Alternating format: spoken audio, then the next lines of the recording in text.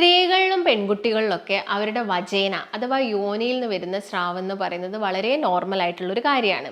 പക്ഷേ ഇതിൻ്റെ ക്വാണ്ടിറ്റിയിലോ അല്ലെങ്കിൽ കളറിലോ അല്ലെങ്കിൽ എന്തെങ്കിലും പ്രത്യേക തരത്തിലുള്ള സ്മെല്ലോ ഉണ്ടാവുകയാണെങ്കിൽ നമ്മൾ പറയും ഇത് അബ്നോർമൽ ആയ ഒരു കേസാണെന്ന്, അല്ലെങ്കിൽ ഇത് എന്തെങ്കിലും ഒരു അസുഖത്തിൻ്റെ ഭാഗമായിട്ടാണ് ഇങ്ങനെ വരുന്നത് എന്നുള്ളൊരു കാര്യം. അപ്പോൾ എന്താണ് ഈ വജൈനൽ ഡിസ്ചാർജ്? വജൈനൽ ഡിസ്ചാർജ് എന്ന് പറയുന്നത് ഗർഭാശയത്തിൻ്റെ മുഖങ്ങളിലും അതുപോലെ തന്നെ യോനിയിലും ഉള്ള ചില ഗ്രന്ഥികളിൽ നിന്ന് ഉൽപ്പാദിപ്പിക്കുന്ന ഒരു സ്രാവത്തിനെയാണ് നമ്മൾ വജൈനൽ ഡിസ്ചാർജ് എന്ന് പറയുന്നത്. ഇത് ഗർഭാശയ മുകളിൽ നിന്നും പ്രൊഡ്യൂസ് ചെയ്തിട്ട് നമ്മുടെ വജൈനയിലൂടെ പുറത്തോട്ട് വരുന്നു. ഞാൻ നേരത്തെ പറഞ്ഞ പോലെ തന്നെ ക്വാണ്ടിറ്റിയിലൊക്കെ മാറ്റം വരുന്ന സമയത്ത്, അതായത് പല കണ്ടീഷനിലും നമ്മുടെ ഹെൽത്ത് കണ്ടീഷനിൽ എന്തെങ്കിലുമൊക്കെ ചേഞ്ചസ് വരുന്ന സമയത്ത് ഈ ഒരു വജൈനൽ ഡിസ്ചാർജിലും മാറ്റം വരാനുള്ള ചാൻസസ് ഉണ്ട്. നോർമലി ഈ ഒരു ഡിസ്ചാർജ് ചെറിയൊരു അളവിൽ ഇങ്ങനെ ഉണ്ടാവുന്നത് എന്തിനാണ്? നമ്മുടെ ലേഡീസിൻ്റെ ശരീരത്തിലുള്ള അതിനെതിരെ, അതായത് ബാക്ടീരിയൽ ഇൻഫെക്ഷനെതിരെ ഫൈറ്റ് ചെയ്യാൻ വേണ്ടിയിട്ടും, അതുപോലെ തന്നെ എന്തെങ്കിലും ഡെഡ് സെൽസ് ഒക്കെ നമ്മുടെ യോനി ഭാഗങ്ങളിലൊക്കെ ഉണ്ടെങ്കിൽ അല്ലെങ്കിൽ അവിടുത്തെ ഒരു pH മെയിൻറ്റെയിൻ ചെയ്തു പോകാനാണ് ഈ ഒരു വജൈനൽ ഡിസ്ചാർജ് ഒരു നോർമൽ അമൗണ്ടിൽ പ്രൊഡ്യൂസ് ചെയ്യുന്നത്. ഈ ഒരു ഡിസ്ചാർജിൽ എന്തെങ്കിലും ഒരു അബ്നോർമാലിറ്റീസ് വരിക, അതായത് ക്വാണ്ടിറ്റിയിലായിക്കോട്ടെ അല്ലെങ്കിൽ അതിൻ്റെ ആ ഒരു ടെക്സ്ചറിലൊക്കെ മാറ്റം വരുമ്പോൾ അത് പല അസുഖങ്ങളെയും സൂചിപ്പിക്കുന്നുണ്ട്. അപ്പോൾ ഇന്നത്തെ വീഡിയോയിലൂടെ ഈ കളറിലൊക്കെ മാറ്റം വരുമ്പോൾ എന്ത് അസുഖത്തിനെയാണ് സൂചിപ്പിക്കുന്നത്, അതുപോലെ തന്നെ എന്തൊക്കെ സിംറ്റംസ് ആണ് കാണിക്കുന്നത് എന്നാണ്. ഞാൻ ഡോക്ടർ ഭാഗ്യ, Q1B ഹെൽത്ത് കെയറിലെ ആയുർവേദ ഡോക്ടറാണ്.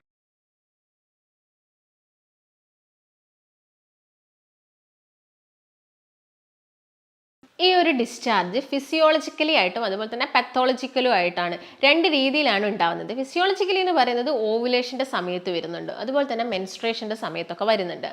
അപ്പം ഓവുലേഷൻ്റെ മുൻപായിട്ടും നമുക്ക് ഓവുലേഷൻ എന്ന് പറയുന്നത് അണ്ടോൽപാദനം, അതായത് നിങ്ങൾക്ക് പീരീഡ്സ് ആയി കഴിഞ്ഞിട്ട് ഒരു 14ാമത്തെ ദിവസം ആ ഒരു സമയങ്ങളിൽ അണ്ടോൽപാദനം നടക്കുന്നുണ്ടെങ്കിൽ അതിൻ്റെ മുൻപുള്ള കുറച്ച് ദിവസങ്ങളിലായിട്ട് ഈ വജൈനലിൻ്റെ ഭാഗത്തുനിന്ന് ഒരു ഡിസ്ചാർജ് ഉണ്ടാവുന്നുണ്ട്. അതെന്ന് പറയുന്നത് വളരെ ക്ലീൻ ആയിട്ട് അല്ലെങ്കിൽ വളരെ ക്ലിയർ ആയിട്ട് ട്രാൻസ്പെറൻ്റ് ആയിട്ട് പ്രത്യേക തരത്തിലുള്ള സ്മെല്ലും കാര്യങ്ങളൊന്നും ഇല്ലാതെ, അതായത് ഇപ്പോൾ നോക്കുകയാണെങ്കിൽ നിങ്ങളൊരു മുട്ടയുടെ വൈറ്റ് പോർഷൻ, അതൊരു വെള്ള ഭാഗം പോലെ വളരെ ട്രാൻസ്പെറൻ്റ് ആയിട്ടുള്ളൊരു ഡിസ്ചാർജ് ആണെങ്കിൽ ഇതൊരു വളരെ നോർമൽ ആയിട്ടുള്ളൊരു കാര്യമാണ്. അതുപോലെ തന്നെ ഇപ്പോൾ ഓവുലേഷനൊക്കെ കഴിഞ്ഞതിന് ശേഷം ഇതുപോലൊരു ഡിസ്ചാർജ് ഉണ്ടാകുക, അത് കുറച്ചും കൂടി എന്തായിരിക്കും, ക്ലൗഡി ആയിരിക്കും. ക്ലൗഡി എന്ന് പറയുമ്പോൾ ഒരു മേഘാവൃതം പോലെയൊക്കെ കുറച്ചൊരു തിക്കായിട്ട് നമുക്കിത് കാണാൻ സാധിക്കും. ഇത് നമ്മൾ ആഫ്റ്റർ ഓവുലേഷനാണ് കാണുന്നത്. ഇങ്ങനെ വരുന്ന ഡിസ്ചാർജ് ഒരു ഗ്രേഷ് കളറിലൊക്കെയാണ് ഉള്ളത്, അല്ലെങ്കിൽ ഒരു വളരെ ലൈറ്റ് ഒരു ബ്ലൂ കളറിലൊക്കെയാണ് കാണുന്നതെങ്കിൽ അതൊരു ബാക്ടീരിയൽ ഇൻഫെക്ഷനെയാണ് കാണിക്കുന്നത്. ബാക്ടീരിയൽ ഇൻഫെക്ഷൻ ഉണ്ടാകുന്ന സമയത്ത് തന്നെ നമുക്ക് ആ ഒരു യോനി ഭാഗത്ത് വളരെ അസ്വസ്ഥമായ, അതായത് ഭയങ്കരമായിട്ടുള്ള രീതിയിൽ ചൊറിച്ചിൽ അനുഭവപ്പെടാം.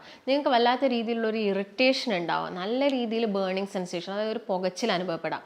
ഇതിൻ്റെ കൂടെ തന്നെ ഭയങ്കര ഒരു ദുർഗന്ധം, അതായത് ഫൗൾ സ്മെല്ല് വരെ നിങ്ങൾക്ക് ഉണ്ടാവാം. അപ്പോൾ നിങ്ങൾ നോക്കുക ഡിസ്ചാർജിൽ എന്തെങ്കിലും കളർ വ്യത്യാസങ്ങൾ ഉണ്ടോ എന്നുള്ളത്. അതുപോലെ തന്നെ ഈ ഒരു വജൈനൽ ഡിസ്ചാർജ് ഭയങ്കര കേർഡി ആയിട്ട് അല്ലെങ്കിൽ ഭയങ്കര ചീസി ആയിട്ട് തിക്കായിട്ട് ഒരു സ്മെല്ലോട് കൂടിയിട്ടാണ് ഉള്ളതെങ്കിൽ അതൊരു ഈസ്റ്റ് ഇൻഫെക്ഷനെയാണ് സൂചിപ്പിക്കുന്നത്.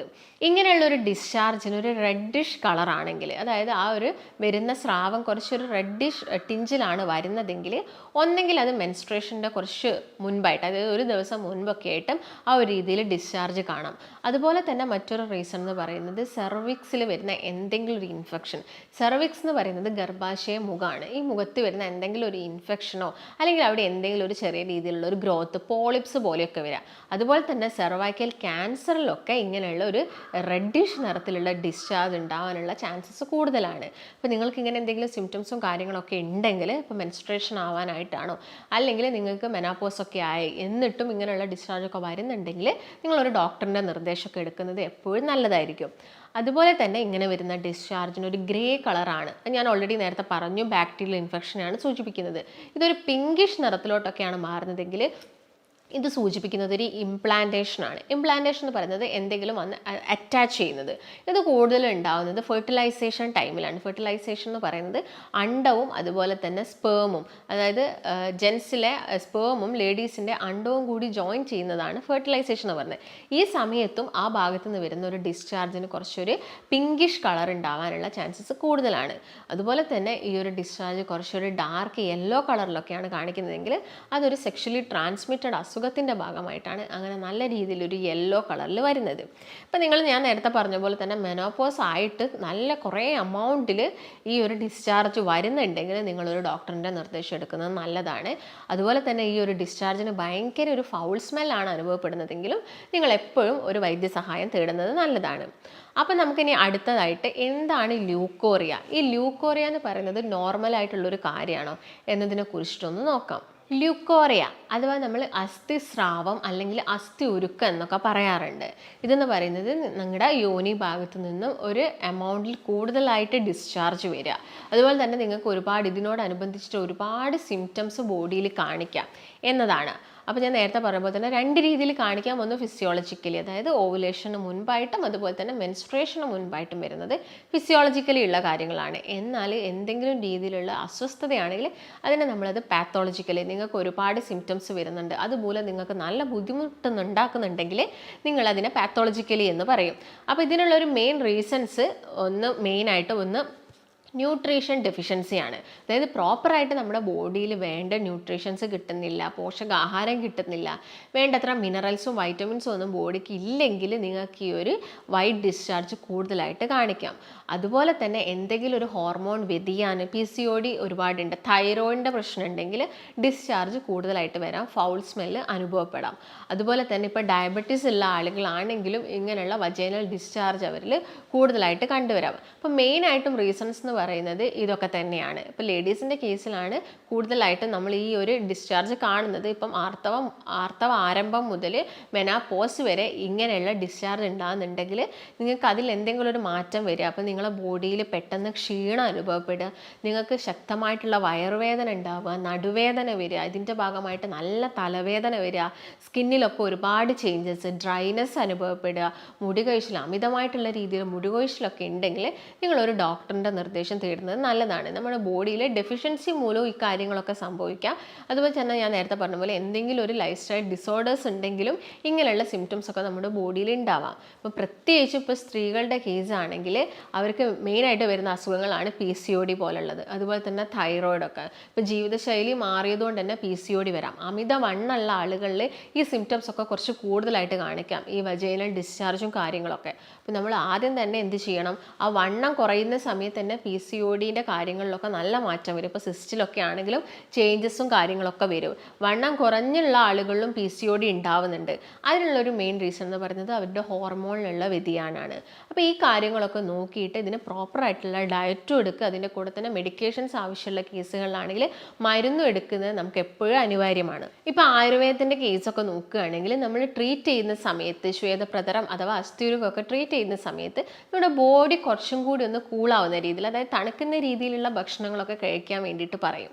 അതായത് ഇപ്പോൾ നിങ്ങൾ നല്ല രീതിയിൽ പ്രോബയോട്ടിക്സ് ഒക്കെ എടുക്കുക, അതുപോലെ തന്നെ കുറച്ചും കൂടി ബോഡി കൂളാക്കാൻ സഹായിക്കുക എന്ന് പറയുന്നത് നമ്മൾ കുറച്ച് ഭക്ഷണങ്ങൾ ഒഴിവാക്കുക തന്നെയാണ്. മസാല കൂടുതലായിട്ടുള്ള ഭക്ഷണങ്ങൾ അല്ലെങ്കിൽ നോൺ വെജ് ഐറ്റംസ് നിങ്ങൾ കണ്ടിന്യൂസ് ആയിട്ട് കഴിക്കുന്നുണ്ടെങ്കിൽ നമ്മുടെ ബോഡിയിൽ ഫാറ്റും കൂടുതലായിട്ട് വരും, അതുമൂലമുള്ള ഹോർമോണൽ ഇംബാലൻസ് നടക്കും, ഈ യോനി ഭാഗത്തു നിന്നൊക്കെയുള്ള ഡിസ്ചാർജുകളൊക്കെ കൂടുതലായിട്ട് കൂടും. അപ്പം നിങ്ങൾ ഇങ്ങനെയുള്ള ബുദ്ധിമുട്ടുള്ള ആളുകളാണെങ്കിലും മരുന്നെടുക്കുന്നതിന് മുൻപ് തന്നെ നമുക്കൊന്ന് ഡയറ്റിലൊക്കെ ഒന്ന് ശ്രദ്ധിച്ച് നോക്കാം. ഡയറ്റ് എന്ന് പറയുന്ന സമയത്ത് ഞാൻ നേരത്തെ പറഞ്ഞ പോലെ തന്നെ അമിതമായിട്ട് കൊഴുപ്പുള്ളത് ഒഴിവാക്കുക, അമിതമായിട്ട് അന്നജം വരുന്നത്, അല്ലെങ്കിൽ കൂടുതലായിട്ട് ഈ ബേക്കറി ഐറ്റംസ് അല്ലെങ്കിൽ ഈ ഫാസ്റ്റ് ഫുഡുകൾ, പിസ്സ, ബർഗർ പോലുള്ള ഭക്ഷണമൊക്കെ ഒന്ന് ഒഴിവാക്കുക.